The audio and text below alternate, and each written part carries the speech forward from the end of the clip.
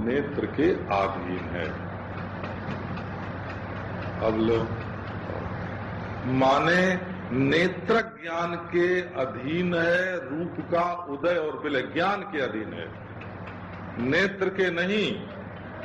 चाक्षुष ज्ञान के अधीन है, रूप का उदय और विलय। लो, अच्छा, तो देखो, और श्रोत्र ज्ञान के अधीन है शब्द का उदय और विलय। रासन ज्ञान के अधीन है स्वाद का उदय और विलय। अच्छा, ये सब देख लो, विवेक कर लो। तो मानस ज्ञान के अधीन है सब अच्छा बुरा जो मालूम पड़ता है, अच्छा बुरा अपना पराया, ये मानस ज्ञान के अधीन है। अब आप ये कल्पना करो कि ज्ञान के साथ यदि इंद्रिय की उपाधि न होती और ज्ञान के साथ मानस की उपाधि न होती है, तो ज्ञान कैसा होता? असल में ज्ञान से ही मानस और इंद्रिय,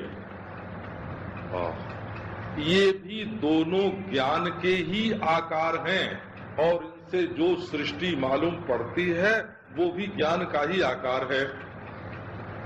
अब एक बात और आई कि ज्ञान में जो आकार होता है वो सच्चा होता है कि झूठा? तो ज्ञान यदि परिणामी हो तो आकार सच्चा, और ज्ञान यदि परिणामी नहीं है तो आकार झूठा। बोले, हे भगवान, ज्ञान परिणामी तो है नहीं, क्योंकि वो परिणाम का भी ज्ञान है, परिणाम का भी साक्षी है, इसलिए ज्ञान परिणामी नहीं है। अच्छा, और मालूम सब पड़ता है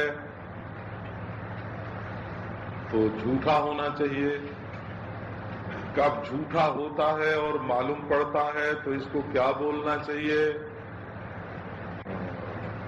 तो देखो, दृश्य का विलय ये हुआ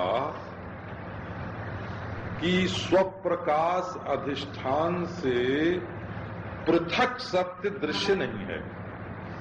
पृथक सत्यत्व में पृथकता नहीं है। यदि ये सत्य है तो आत्म रूप से सत्य है, और यदि ये पृथक है तो असत्य है, अकृत्वा। अब ये बुद्धि में जो ये आया आत्मज्ञान से कि जो दिखाई पड़ रहा है, देखो भाई, एक बात आपको सुनाते हैं। हमारी तबीयत कल हो गई थी खराब, तो शाम को तो डी रोड में गया नहीं, और आजकल 2 दिन और जाने का ख्याल नहीं है। तो रात को दे दी हमारे डॉक्टर ने सोने की दवा। तो आज की कथा मैंने जितनी करी है वो सोते सोते करी है। तो नींद का असर जो है ना वो अभी गया नहीं है।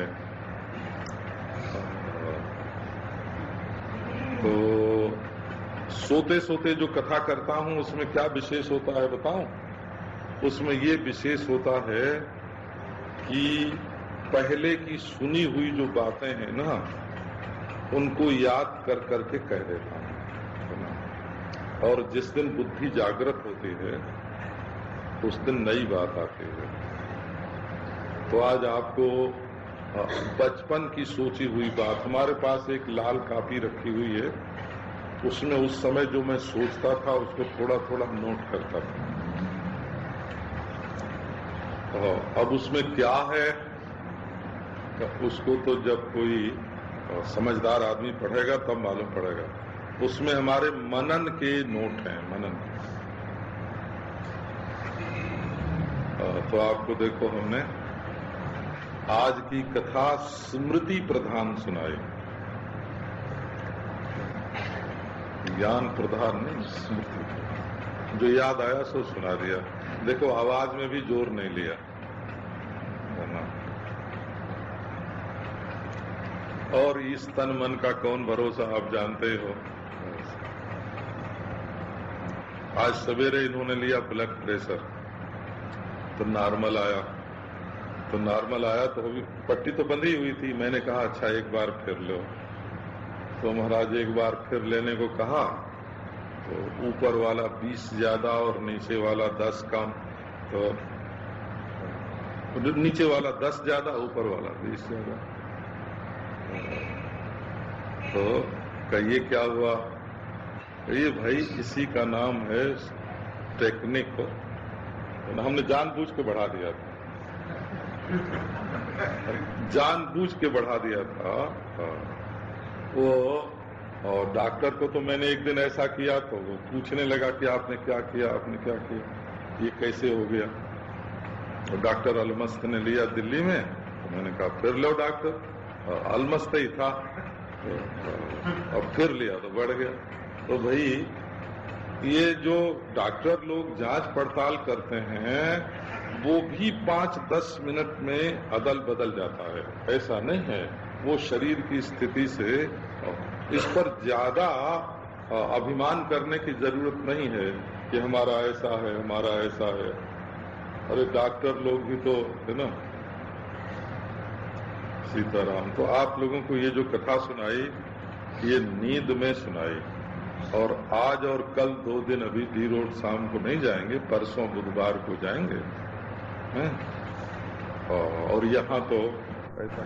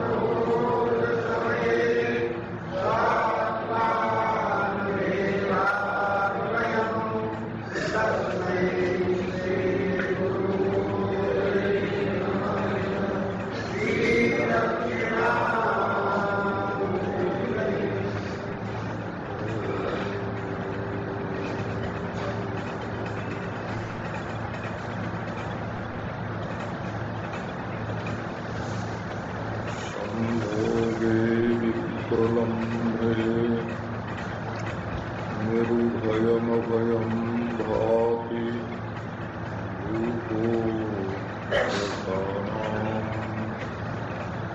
उच्छेदे वा समाधौ विहरन् निपुणा ब्रह्मविद्यैः इत्थं लोकैरशोकैरनुपदमधिकम् भाव्यमानो वधूतः श्रीपूर्णानन्दतीर्थः प्रतिकथितानि नन्दयन् नन्दन्ति। ॐ शान्ति शान्ति शान्तिः।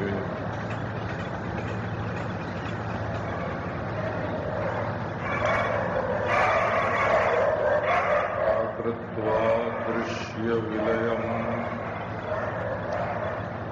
अज्ञात्वा तत्त्वात्मनः बाह्यशब्दैः कुतो मुक्तिः उक्तिमात्रफलैर्नृणाम् अकृत्वा शत्रुसंहारम् अगत्वा किल सुश्रियम् राजाहमिति शब्दान्नो राजा भवितुमर्हति।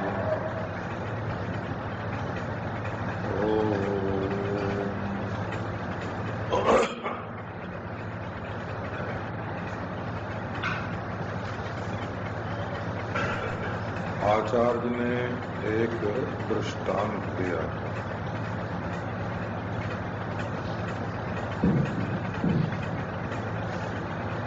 वे कहते हैं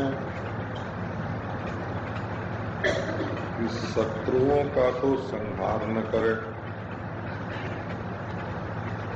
और अखिल भूमि की संपदा का अधिगम न करे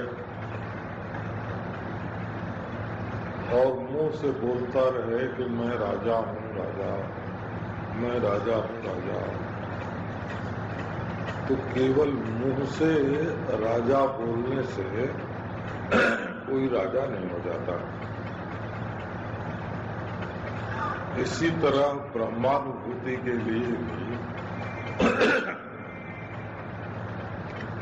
अज्ञान रूप शत्रु को मारना पड़ता है।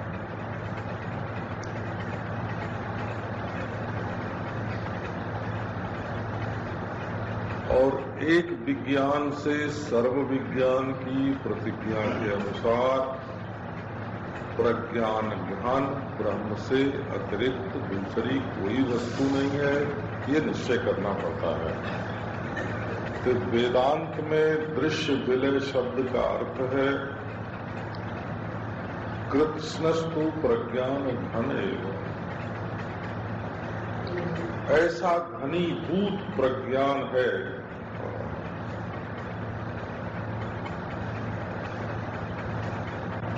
कि उसमें दूसरी किसी वस्तु के लिए, देश के लिए, काल के लिए कोई गुंजाइश नहीं है। और वो प्रज्ञान गहन अपना आत्मा ही है और कोई नहीं।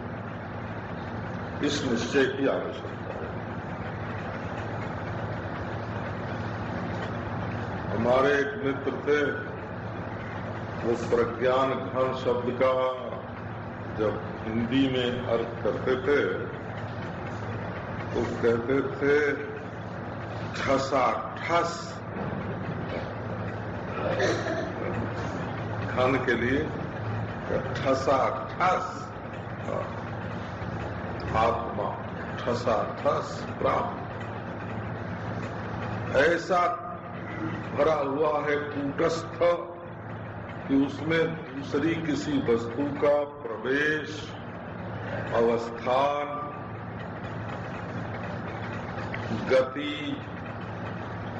विलयन होता ही नहीं है। वो ज्यों की त्यों ठसाठस आत्म वस्तु बनी हुई है।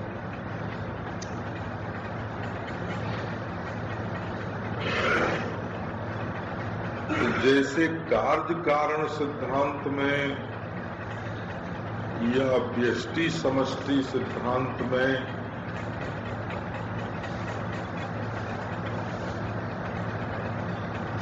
या क्षण संवत्सर सिद्धांत में, क्षण कल्प सिद्धांत में, कला कल्प सिद्धांत में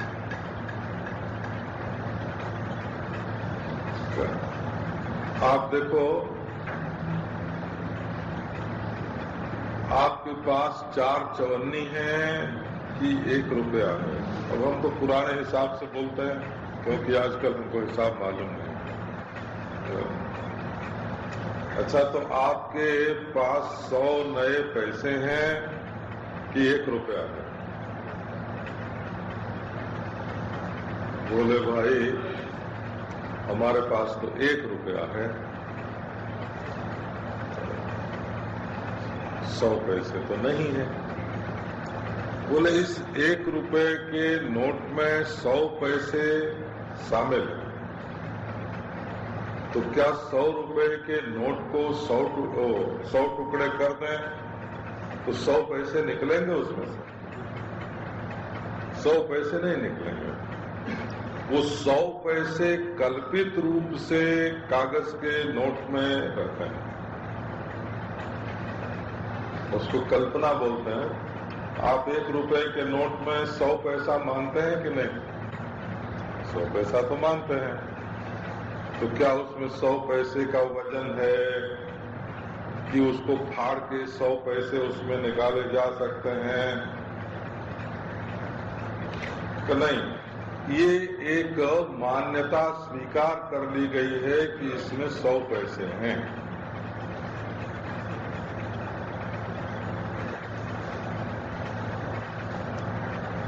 तो एक में संपूर्ण वस्तुएं समाई हुई हैं। ये ज्ञान प्राप्त होना चाहिए। हमारे जैन धर्म में एक वचन मिलता है, उसका अर्थ है कि अगर कोटि कल्प पर्यंत कोई तपस्या करे और एक क्षण के लिए उसके मन में भाव हो जाए कि सब समान है, साम्य भाव, तो प्रश्न उठाया कि कोटि कल्प की तपस्या बड़ी है कि एक क्षण का साम्य भाव बड़ा है। तो उन्होंने निश्चय किया कि एक क्षण का साम्य भाव बड़ा, तपस्या बहिरंग है, बाहरी है, और साम्य भाव अंतर है।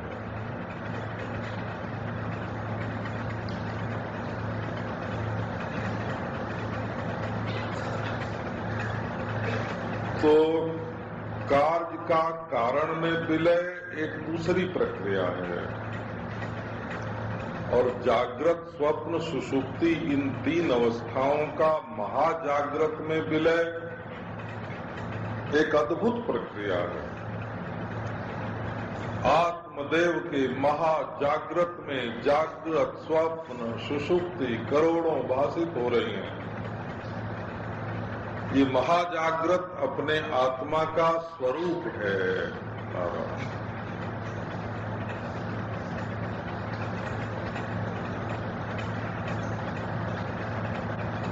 भावना में जो विलय है वो मानसिक है, और द्रव्य का द्रव्य में जो विलय है वो भौतिक है, और निश्चय जो है वो बौद्धिक है। परंतु वो बौद्धिक निश्चय विषय के ज्ञान से हुआ है कि बुद्धि के अधिष्ठान के ज्ञान से हुआ है, ये फर्क होता है। तो जो शून्यता का निश्चय है वो बौद्धिक पदार्थों के क्षणिकता के आधार पर है, और जो ब्रह्म निश्चय है वो अधिष्ठान के आधार पर है।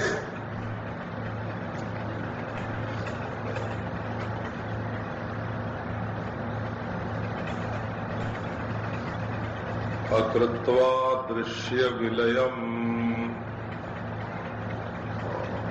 अधिष्ठान के ज्ञान से दृश्य के विलय का निश्चय होता है। अच्छा, एक आपको सुनाना, जैसे वेदांत की कोई बात करे और कहे कि जब अज्ञान का नाश हो जाएगा तब ज्ञान अपने आप हो जाएगा, तो समझना चाहिए कि इसने वेदांत की शिक्षा गुरु से नहीं प्राप्त की, किताब पढ़ी है। कैसे? अज्ञान का नाश हो जाने पर तो ज्ञान होने की कोई जरूरत ही नहीं रहेगी। ज्ञान की तो जरूरत ही इसलिए है कि अज्ञान का नाश होवे,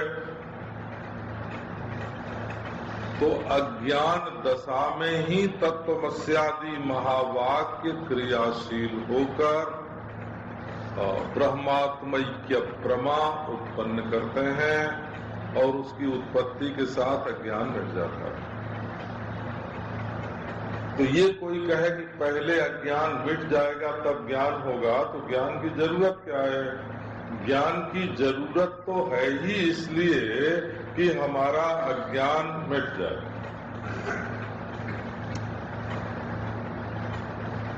अज्ञात्वा तत्वमात्मनः, असल में यहाँ एक साथ ही आत्म तत्व का ज्ञान और दृश्य विलय, ये दोनों जुगपत एक साथ एक प्रयत्न। आप बता सकते हैं, आपकी रोजमर्रे की बात है, रोज रोज की, पहले नींद टूटती है तब आप जागते हैं कि पहले जागते हैं तब नींद टूटती है? जरा सोच के बताइए तो। है?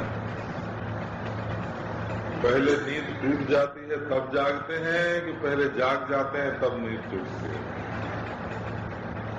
तो भाई एक ही चीज के दो नाम हैं,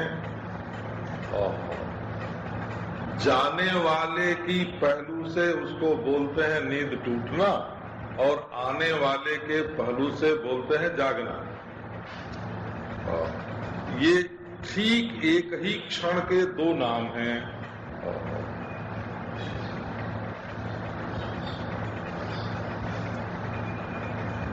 निवर्तमान और प्रवर्तमान दोनों की संधि।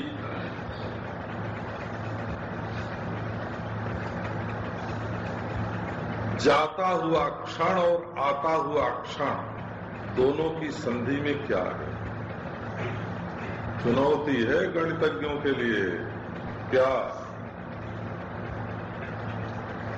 कि कब कौन क्षण गया और कब कौन क्षण आया, ये घड़ी देख के बताओगे? ये तो निरवयव काल में क्षण कल्पित होता है। ये सिद्धांत जिनको मालूम नहीं है, एक अनादि और नित्य काल में क्षण क्षण क्षण क्षण क्षण ये घड़ी बतावेगी, सूरज बतावेगा, चांद बतावेगा, धरती की गति बतावेगी, काल थोड़ी बतावेगा। वो तो बिल्कुल कल्पना होती है। इसलिए दृश्य विलय का क्षण अलग और आत्म तत्व ज्ञान का क्षण अलग। ये कल्पना करने वाला सृष्टि में कोई नहीं है, कोई नहीं है। तो बाहर से यदि समझोगे नहीं और बाहर से बकते झकते रहोगे तो तुम्हारा ज्ञान केवल जीव के नोक पर रहेगा।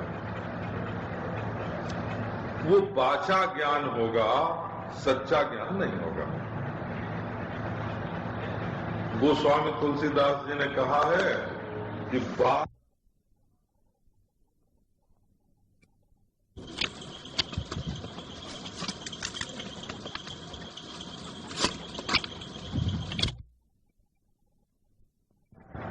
तम निवृत्त नहीं हुई। वर्णन कर रहे थे अज्ञान का कि वो वाक्य ज्ञान से निवृत्त नहीं होता, और बीच में ये बात डाल दी, अर्थांतर आ गया। तो ऐसे केवल जबानी जमा खर्च से अगर कोई करोड़पति हो जाता, कुछ देना पड़ता है, कुछ लेना पड़ता है, कुछ करना पड़ता है। तो इसी बात को दृष्टांत से और समझाया। केवल जहां जबानी जमा खर्च होना, आजकल हम लोग ज्यादातर जो बातें आपस में करते हैं वो व्यर्थ होते हैं।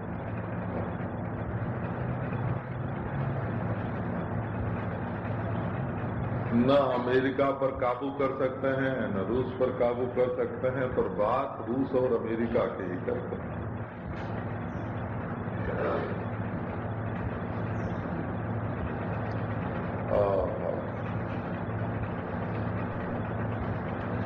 न एक लाठी सह सकते, न जेल में जा सकते हैं,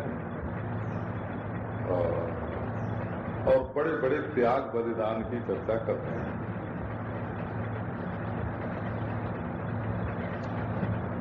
तो भाई मेरे, अखिल पृथ्वी की संपदा पर अधिकार करने के लिए शत्रु संहार अपेक्षित होता है। अपने ब्रह्म भाव के बोध के लिए अज्ञान रूप शत्रु का संहार करना पड़ता है। केवल मैं राजा, मैं राजा, मैं राजा ऐसा कहने से काम नहीं चलता। पहले व्यर्थ वचन छोड़ो। इतनी मामूली बात, सब प्रयोजन बोलो, निष्प्रयोजन मत बोलो।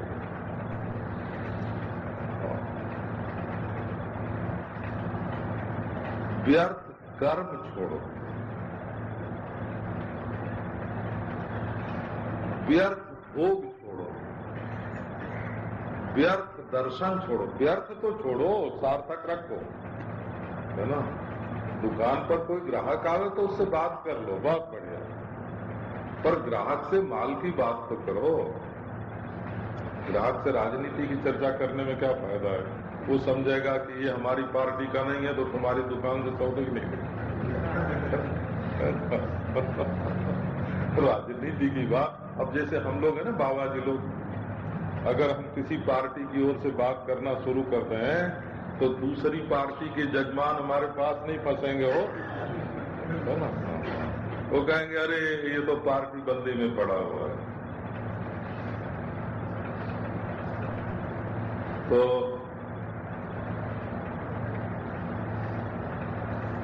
अपने आप को व्यर्थ भाषण, व्यर्थ कर्म, व्यर्थ भोग, है ना, व्यर्थ दर्शन। अब जब जानते हैं कि इसके साथ हमारा ब्याह नहीं होना है तो उस लड़की की ओर बारंबार देखने की क्या जरूरत है? जब मालूम है उसका मन क्यों बिगड़े, अपना मन क्यों बिगड़े? व्यर्थ हो गया ना, व्यर्थ, व्यर्थ दर्शन और व्यर्थ चिंतन, व्यर्थ भाषण, व्यर्थ कर्म, व्यर्थ भोजन, व्यर्थ भोजन, व्यर्थ दर्शन और व्यर्थ चिंतन। व्यर्थ कर्म के दो विभाग हैं, आपको और सुना दें। एक तो जिस कर्म की प्रेरणा न हो, प्रयोजन न हो, वो व्यर्थ है।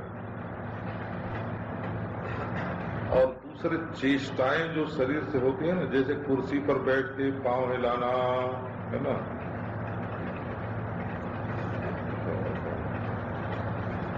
बैठे बैठे हमारे बैल ऐसे करते थे,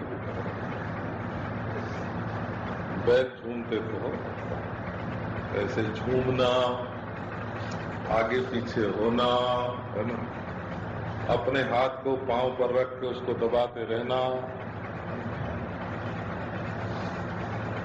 ये सब व्यर्थ चेष्टा है।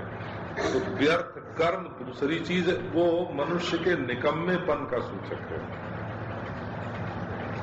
व्यर्थ चेष्टा अलग है, व्यर्थ कर्म अलग है। ये कर्म के दो विभाग हैं।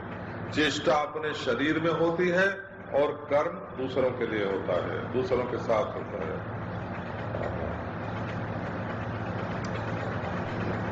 तो बाबा, जब व्यर्थ से बचने का भी तुम्हें सामर्थ्य नहीं है तो अज्ञान से बचने का सामर्थ्य कहां से आवेगा?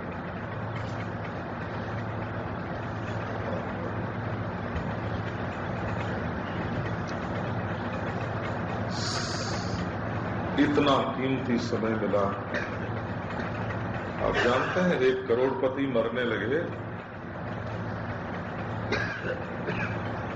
उनके बेटों ने कहा कि अभी पिताजी ने अमुक अमुक बात हमको नहीं बताई है, तो डॉक्टर तुम सिर्फ 1 मिनट के लिए इनको होश में ला दो, इनकी चेतना ला दो, हम पूछ तो लें इनसे, अब मरेंगे तो मरेंगे, परंतु बता तो जाए ना कि अमुक व्यापार की कुंजी क्या है। हे भगवान, अब डॉक्टर जो है वो लाखों रुपया लेके भी 1 मिनट की आयु नहीं दे सकता। इतना कीमती है आपका 1 मिनट, जो लाखों रुपए खर्च करने पर भी नहीं मिल सकता। और वो आपका किसकी चर्चा करने में व्यतीत होता है, क्या सोचने में बीतता है, क्या सोचने में।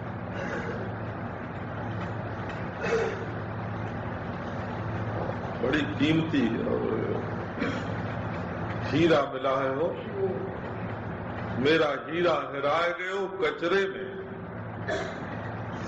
ये जो आपको क्षण मिला था जीवन, ये बेमतलब की बातों के सोचने में, बोलने में, करने में बीत रहा है।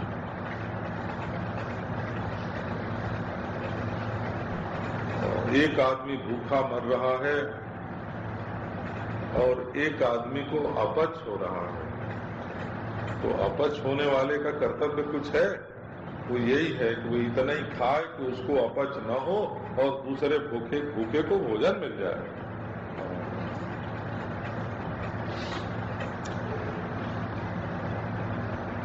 तो भाई मेरे,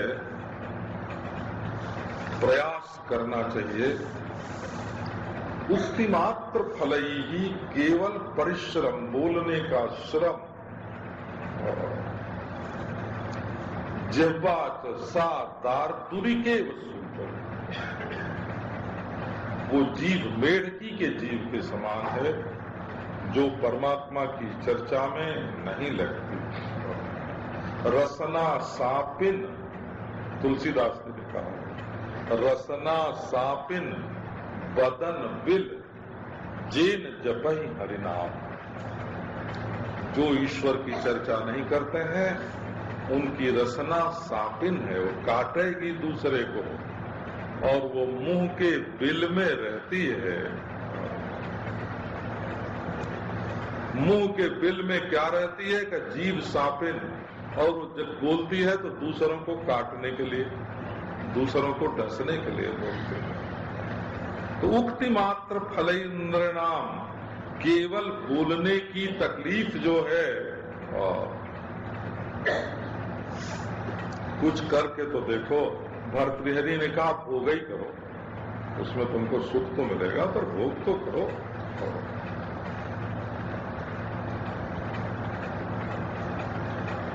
भोग करने में भी सुख मिलता है, पर तुम भोग करके सुखी तो हो जाओ। नध्यातम पदमीश्वरस्य विधिवत संसार विच्छित्तये, स्वर्गद्वार कपाट पाटन पटुर धर्मो विनोपार्जिता, नारी पीन पयोधरो रुजुगलम स्वप्ने विनालिंगितम, मातु केवलमेव यौवन वनच्छेदे कुठारावयम। न ईश्वर का ध्यान किया कि जिससे संसार का बंधन छूटे, और न धर्म किया जिससे स्वर्ग मिले, न भोग किया जिससे इस लोक में सुख मिले, न परमार्थ मिला, न परलोक मिला, न लोक मिला। मैया हो गई बुढ़िया हमको पैदा करके, और हम केवल बेगार भरने में, बोझ ढोने में हमारा जीवन व्यतीत हो गया। तो तब करना क्या चाहिए?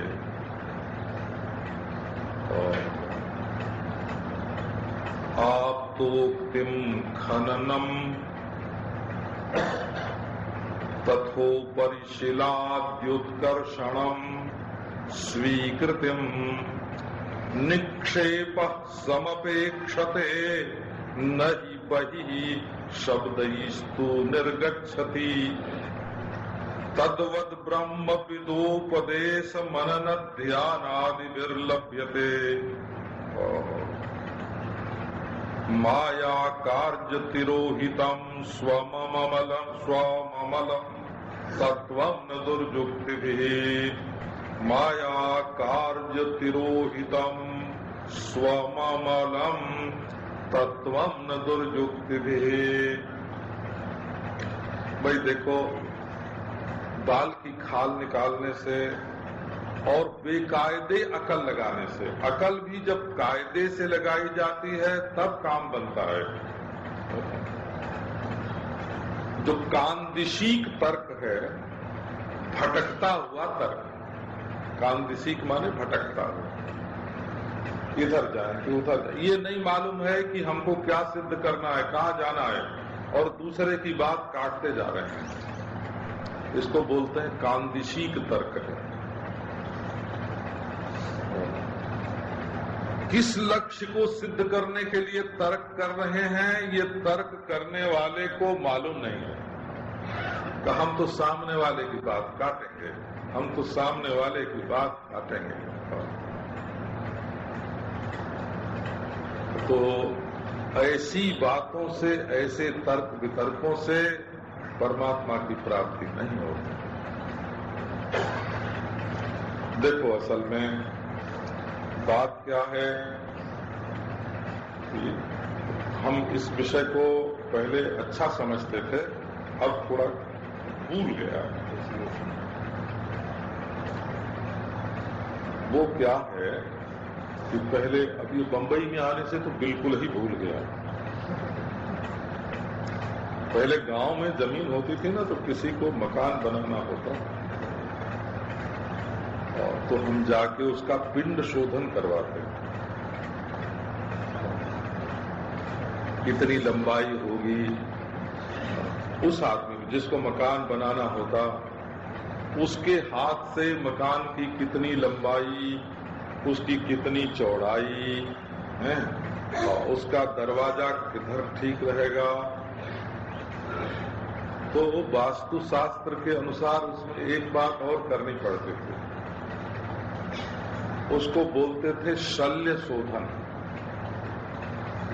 शल्य शोधन का अर्थ है कि उस जमीन में कहीं नीचे कोई ऐसी चीज तो नहीं गड़ी हुई है कि मकान बनने पर मकान में रहने वालों को बुरे स्वप्न आवेंगे, बुरे दृश्य दिखाई पड़ेंगे, बुरी चमक निकलेगी। तो वो सब पहले हो ज्योतिष के हिसाब से गिना जाता था। तो उसमें ये भी था कि क्या चीज निकलेगी भीतर, हीरा है कि मोती है कि चांदी है कि सोना है कि हड्डी है, पशु की हड्डी है कि मनुष्य की हड्डी है, ये सब।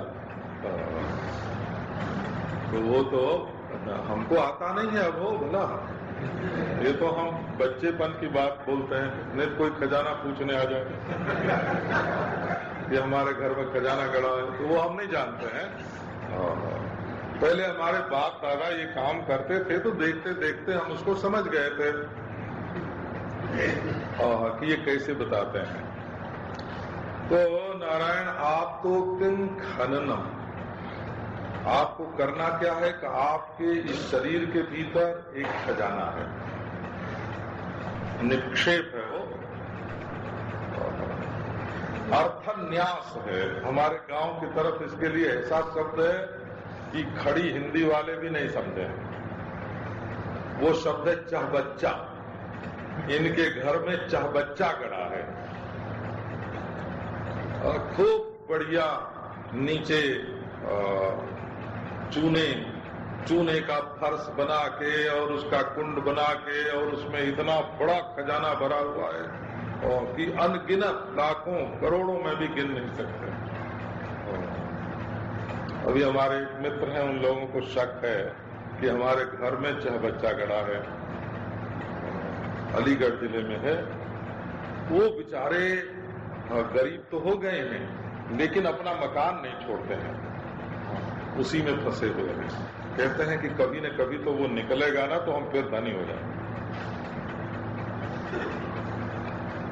अच्छा, तो देखो ये कितने दुर्भाग्य की बात है और कितनी बदकिस्मती है कि इसी 3.5 हाथ के भीतर जिसमें मैं रहता हूं, उसमें ईश्वर भी छिपा हुआ है। और बदकिस्मती क्या है कि ये कि हम उसको देख नहीं पाते, हम उसको ढूंढ नहीं पाते, हम उसको मजा नहीं ले पाते। इससे बढ़ के बदकिस्मती और क्या होगी कि हमारे दिल में संपूर्ण विश्व का परमेश्वर, सर्वेश्वर, अंतर्यामी, अमृत स्वरूप हमारे हृदय में रह रहा हो और हम उसको पा न सकते हो। रोने की बात है, हो उसके लिए व्याकुलता नहीं। तो इतना बड़ा खजाना हमारे दिल में और हम उससे वंचित।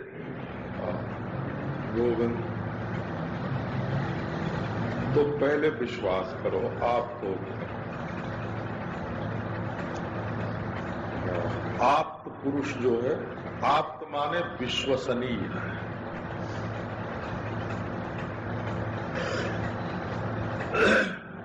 आप्त शब्द का अर्थ होता है जिसका विश्वास करना योग्य है, अनुभवी पुरुष है।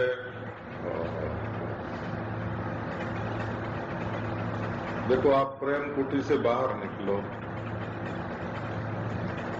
और कोई अनजान गांव का आदमी मिले और उससे पूछो कि हम चर्च गेट कैसे जाएं, तो महाराज वो इधर से बता दे जाने को, तब भी विश्वास नहीं होगा। किसी जानकार से पूछेंगे और इधर से बता दे तब भी विश्वास नहीं, क्योंकि वो बंबई का जानकार, अनुभवी, विश्वसनीय पुरुष नहीं है। और यदि यहाँ का रहने वाला कोई विश्वसनीय व्यक्ति है ना, इशारा भी कर दे कि इधर चले जाओ तो आप चले जाएं। तो पहले बात ये आई कि ये वेदांत में भी विश्वास आ गया। तो जब तक चीज देखी नहीं होती है तब तक उसके बारे में विश्वास करना पड़ता है। विश्वास भी दो तरह का होता है, आप बांट ले उसमें। एक विश्वास ऐसा होता है जो मृत्यु पर्यंत विश्वास ही रहता है। जैसे आपको कोई कहे ना कि 5 गोदान कर दो और तुम बैतरणी से पार हो जाओगे और तुमको स्वर्ग मिलेगा। तो ये जो तुमने ब्राह्मण पंडित की बात पर विश्वास किया, वो मरने तक तो विश्वास ही रहेगा। मरने के बाद जब बैतरणी मिलेगी तो देखना कि आपको वो गाय पार कर रही है और आप स्वर्ग जा रहे हैं। लेकिन एक विश्वास ऐसा होता है जिसका अनुभव मृत्यु से पहले इसी जीवन में हो जाता है। तो ये जो परमार्थ संबंधी विश्वास है, ईश्वर की, ब्रह्म की बात जो है, इस पर जो विश्वास करना है, ये मृत्यु पर्यंत विश्वास नहीं रहता है। इस विश्वास का फल तो यही देखने में आता है। आप सेठ जी पर विश्वास करके उनके यहाँ पैसा रख दो, वो ब्याज सहित आपको वापस कर देंगे, तो ब्याज का फल तो यही मिलेगा ना, पर परोक्ष मिलेगा, वो भी देश से मिलेगा। सब बैंक में रख दो, वो भी देश से। पर ये विश्वास ऐसा है कि आप विश्वास करो और तत्काल आपको अनुभव हो जाए। यहां विश्वास और अनुभव, इनमें फर्क है। क्यों? कि ये दूसरे पर विश्वास नहीं है, ये अपने बारे में विश्वास है। ये स्वर्ग पर विश्वास नहीं है, ये गोलोक साकेत पर विश्वास नहीं है, ये बैतरणी नदी पर विश्वास नहीं है। ये तो अपने ऊपर ही ऐसा विश्वास है जो तत्काल अनुभव हो जाए, ऐसा। तो ऐसा जो विश्वसनीय पुरुष है, आप्त पुरुष है,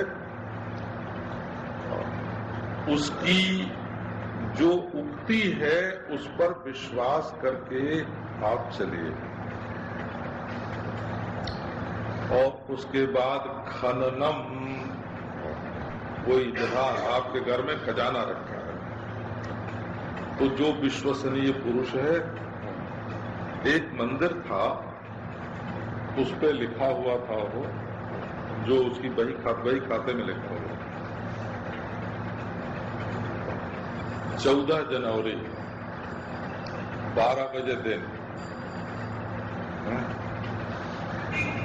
और 20 फुट की दूरी और खजाना।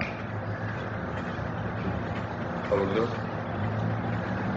और किसी की समझ में ही नहीं आवे कि ये क्या है।